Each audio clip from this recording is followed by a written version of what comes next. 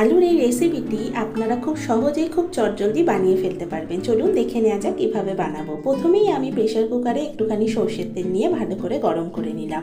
তারপর এর মধ্যে ফোড়নে দিয়েছি 5 ফোড়ন, একটি শুকনো লঙ্কা আর তেজপাতা।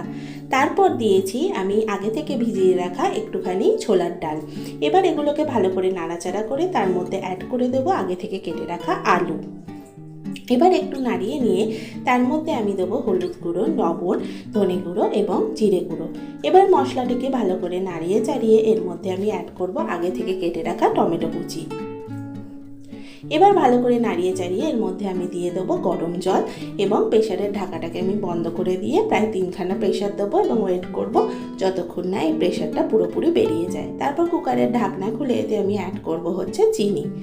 তারপর সার্ভ করার আগে আমি এতে অ্যাড করেছি একটুখানি ভাজা মশলা। ব্যাস, তাহলেই রেডি হচ্ছে আপনাদের আলুর চচ্চড়ি।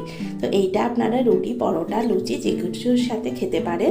খুব ভালো খেতে হয় আর খুব সহজেই হয়ে যায়, খুব তাড়াতাড়ি হয়ে যায়, আর খেতেও কিন্তু বেশ ভালো হয়, বেশ টক টক ঝাল ঝাল হয়। আপনারা অবশ্যই বানিয়ে দেখবেন।